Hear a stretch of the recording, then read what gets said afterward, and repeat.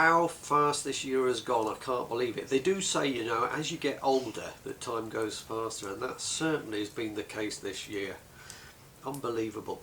But anyway, what I want to talk about today is something that I don't think has been really covered properly in the national media. It's been referred to, but not to any great depth, and that is the issue that will now concern us all, which is car insurance and the magnitude of the premium price increases that have been coming through.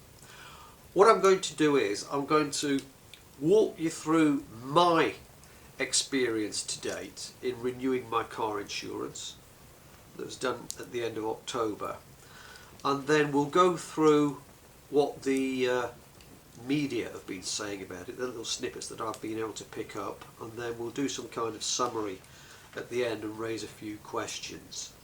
But just to start off with then, car insurance, this would be a renewal in my instance, and I will quote to you the actual car insurance company concerned. So car insurance on a good old VW Passat 2 litre, good old workhorse car, nothing special, it's just does the job. Anyway, this is what's happened to me over the past 3 years. So in 2021 my premium was £391.29. Then 2022, that's quite a big increase. In fact, not quite, it was a big increase. That went to £517.49, which was a 32% increase. And with my renewal that came up due this October, end of October going into November, I'm going to make a distinction here. So this was with Hastings, who I've now been with for 3 years with no claims bonus. The initial renewal offer they quoted to me jumped from £612 to £517.49 to, wait for it, £930. That's a 79% increase, which beggars belief. A couple of factors to take into account here. Now, being retired, I'm basically using my car only for social purposes, no business use. I'm clocking up on average just about 6,000 miles a year, so that's just driving around locally. Very rarely now do I do any long distance journeys down south to London or wherever. And that quote that I've given you, that premium, that was based on, it was 3 years of no claims bonus. Now, many of you out there watching this, you remember the days when it used to be the business model used within insurance circles that every year, I'm talking about car insurance now, every year we had a no claims bonus benefit. We would actually get our premiums being reduced on an annual basis.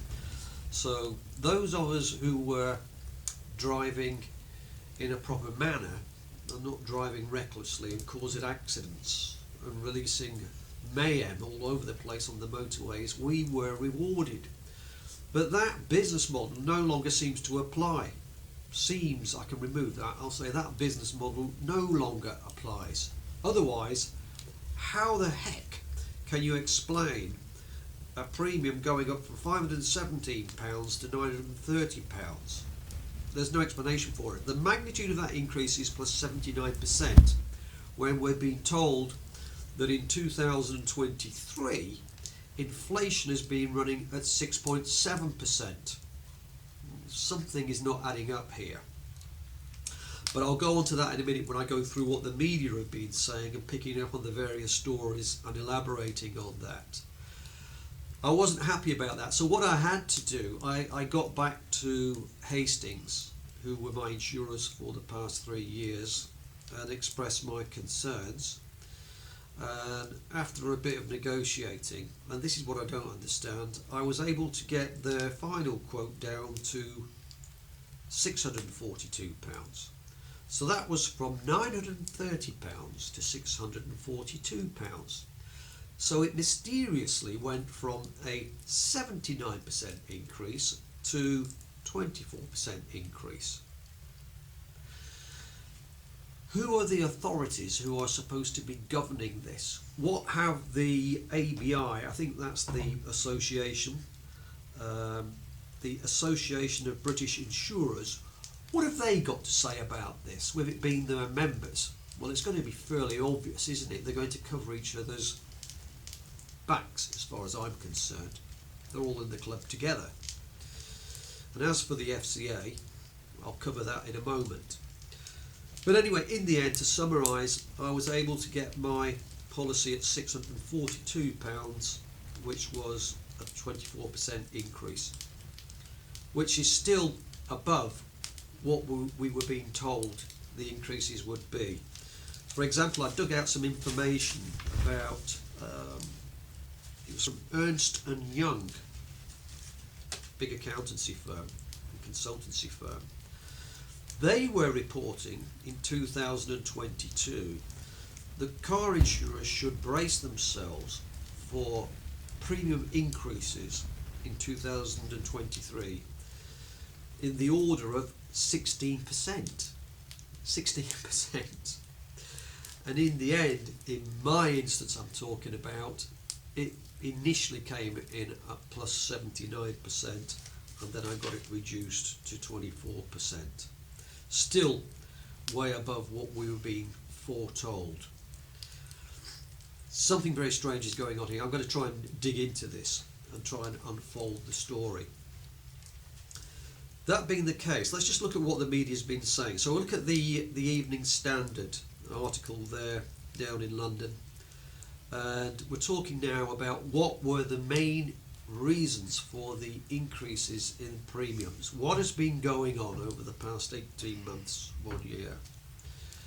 Well, according to the ABI, again I'm talking about here, that's the Association of British Insurers, we should all expect price hikes higher than inflation. However, wait for this is the big laugh.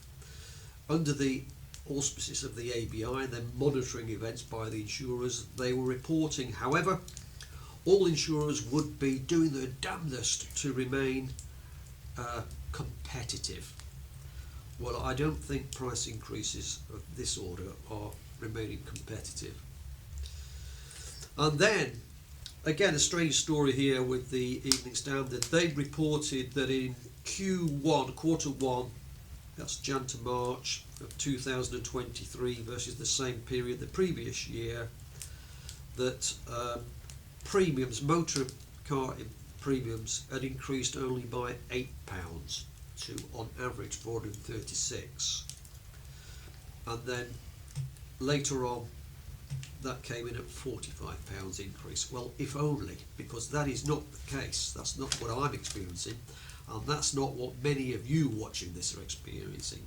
So we've got the classical instance of smoke and mirrors here, and it's difficult to try and get to the bottom of this and find out what is really going on. Look at the FCA, what they're saying, what they've been saying, Financial Conduct Authority. They've attributed these huge price increases to the cost of repairs, and they've been warning that in 2023 there would be a spike.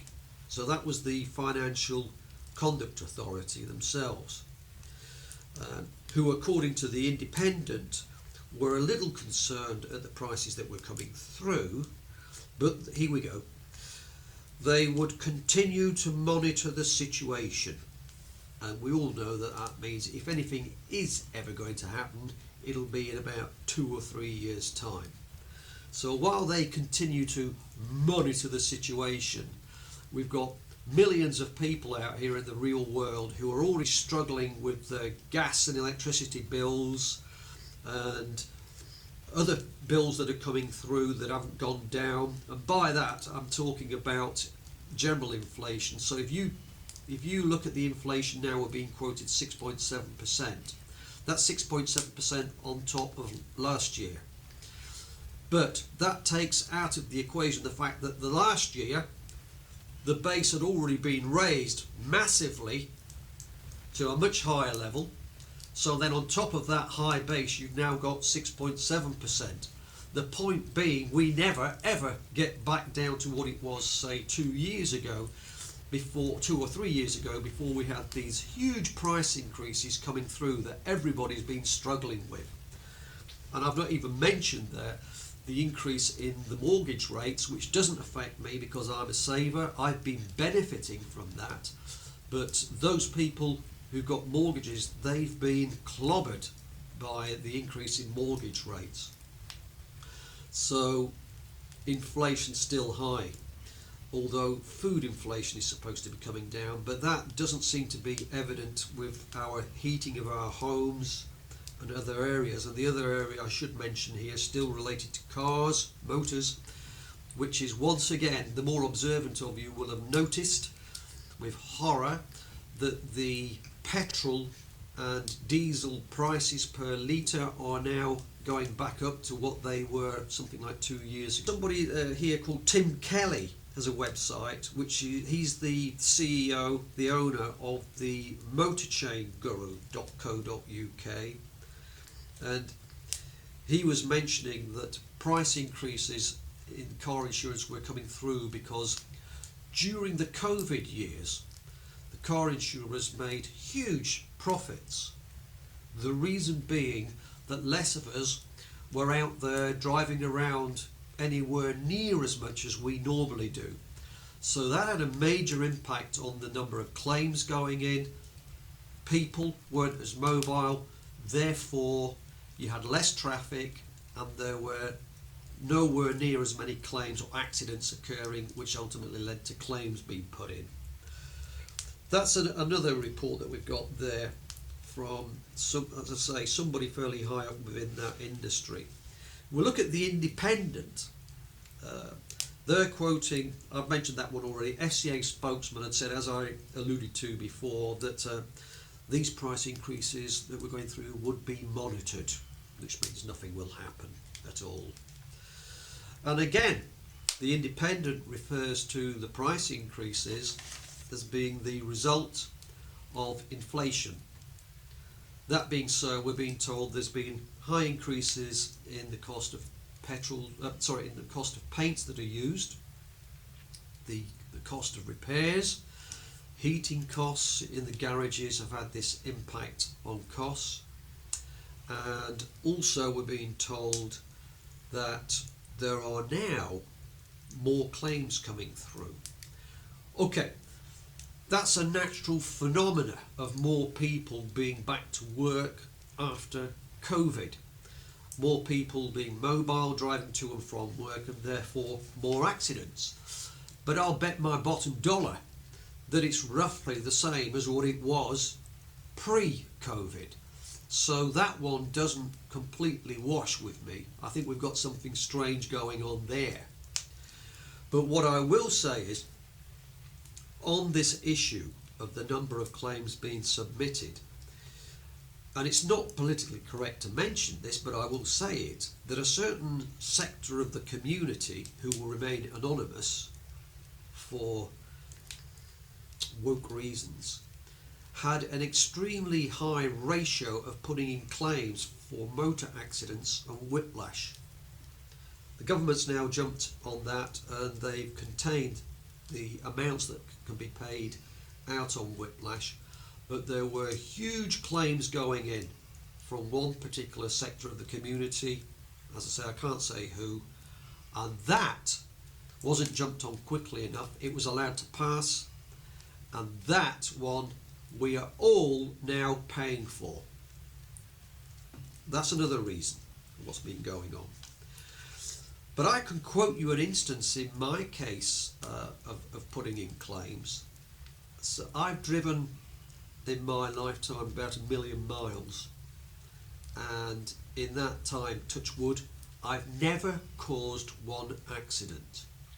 But there was one incident, it was about 8 years ago now, when I'd gone to have my car tyres replaced, and I parked my car outside this repairer's, the car was on a very slight incline, and I thought I'd put the brake on within the VW Passat. You just click it. It's not the handbrake as you used to have, which I prefer. It's just a little click, and I thought I'd clicked it.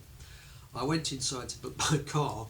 I was having a cup of tea when, with horror, it was almost in slow motion. I noticed my car moving, and by the time I'd reacted, I ran outside to try and stop it. It had rolled a very slight incline into the rear end of another car. That person was in the reception area with me, came out and was saying, "Oh, I'll have to put an insurance claim in here." I said, "Well, it doesn't look like much to me."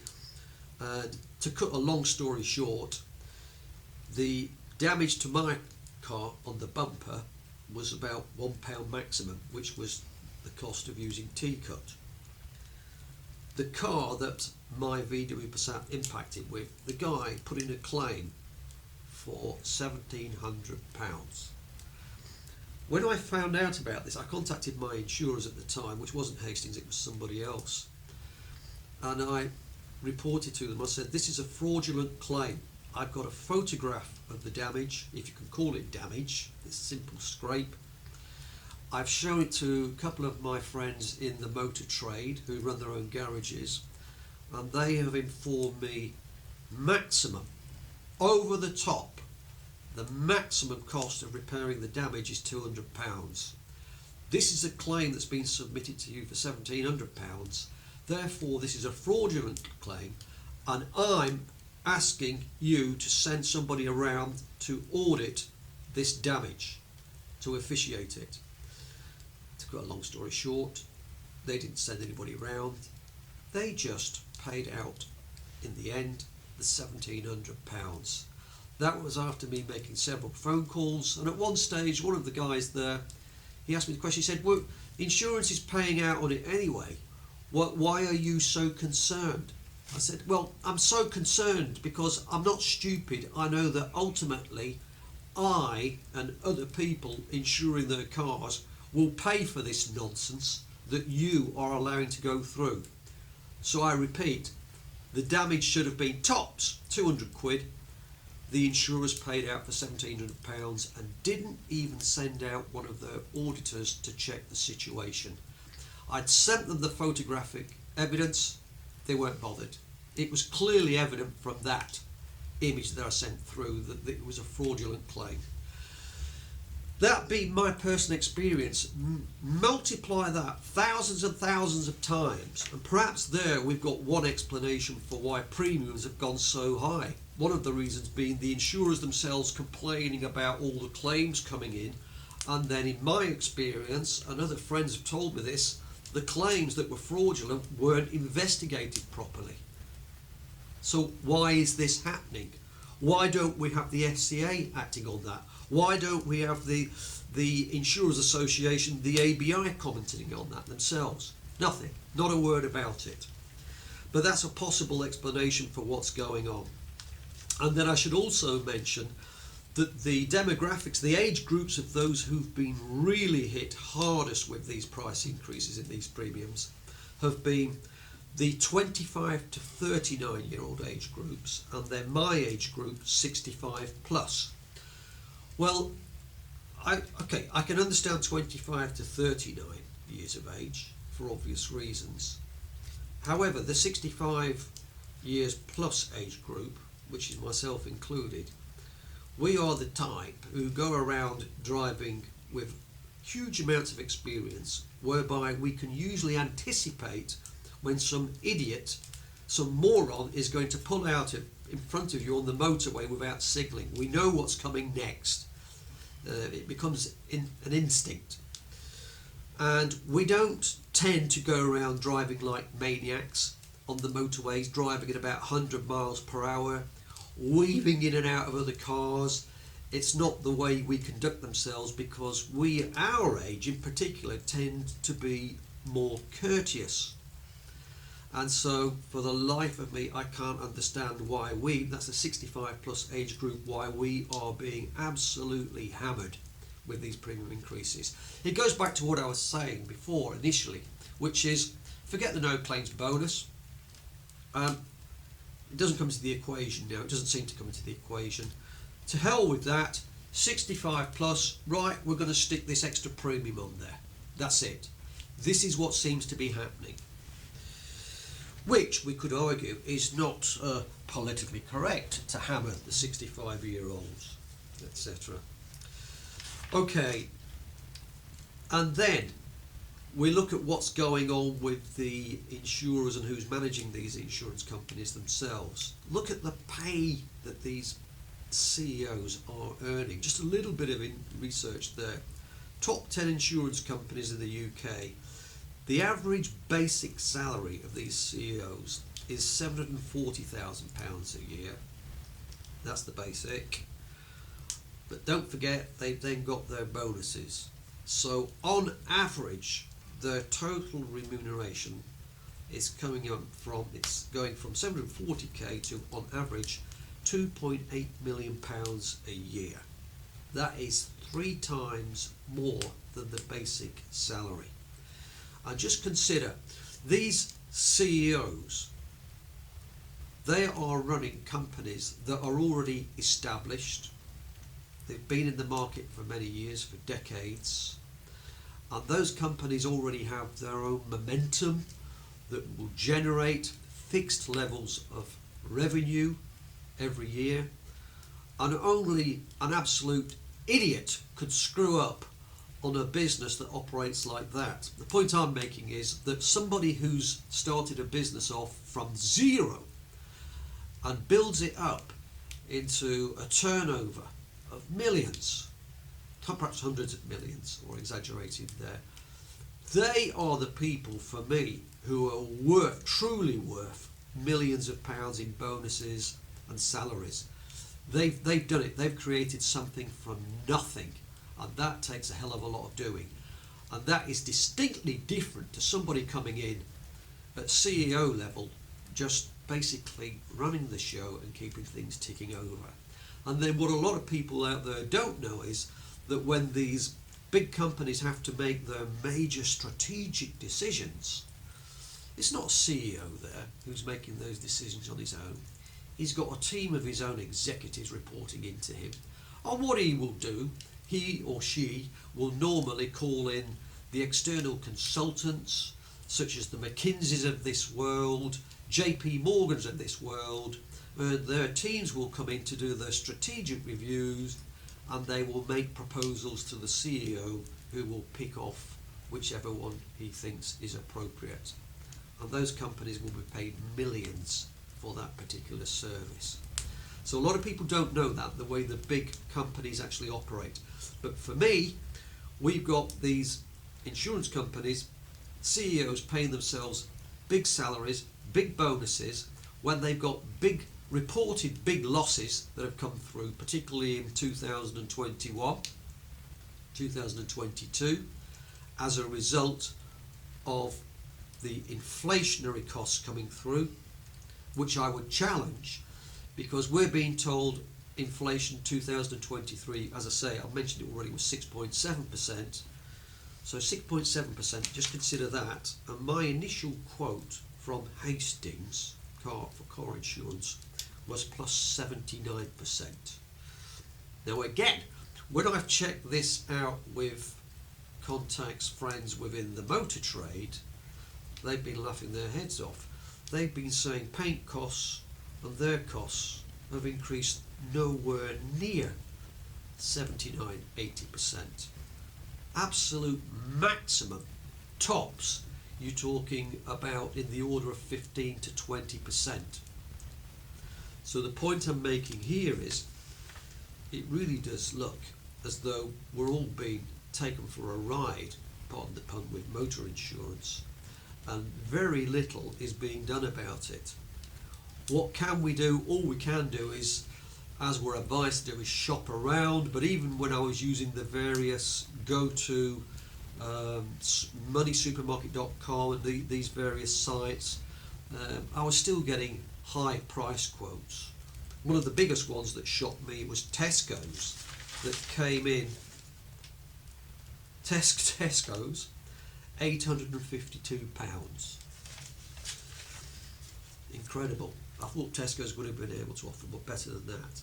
And then the other point I should mention here is that let's not forget, with all these premiums we're paying, these much higher premiums, we've always got the excess that's built in there. So mine is £200, which led me to ask the insurers, is my car insured or not? Because at £200 excess, that will basically eliminate many of the claims I would put into you that you will now not pay out a penny for. How the heck was that ever allowed to develop? I remember the time when we never did have excesses. So that's a let out for the insurance companies there. One of the big questions then is, as I say, with inflation reportedly being 6.7%, why is the magnitude of the increases wholly and exclusively to motor insurance renewals coming in of the order of 80%? And why are we 65-year-old plus? Why are we being hammered so heavily when we tend to be much safer, more considerate and courteous drivers? In my experience of driving around the country, the length and breadth of the country over the years, I've witnessed all manner of horrific situations driving on the motorways. And I think with all the experience I've got, there's over 1 million miles I've driven, I can never recall once seeing somebody who would have been aged over 65 doing over 100 miles an hour on the motorways, weaving in and out of cars. I've seen that actually happen. And have you all noticed out there, when that happens, there just never is the presence of an unmarked police car to nick that offender, that type of person who ultimately will cost somebody their life by causing a fatality. Those are the people, the type of people that the insurance companies should be going for. When they're having these accidents, they should have their premiums raised to such an extent that they're basically forced off the roads. Just imagine that. We get rid of all the idiotic drivers on the roads causing the accidents. Just think of the impact that would be on our motor insurance premiums. And looking at it from the insurer's point of view, their profits would increase hugely. So that is what should happen. So anyway, that concludes what I've got to say on motor insurance. We're all getting hammered. We need to keep the pressure up on the insurers themselves by arguing like hell with them. And when you ask them to justify these increases, the one thing I should say is that one of the insurers told me, what you've now got to take into consideration, wait to hear this one, is that when electric cars are involved in an accident, of course, it costs far more to repair an electric car than it does an ordinary diesel or petrol car. The reason being, the design is so specialised, and therefore you need highly specialised mechanics to repair those cars.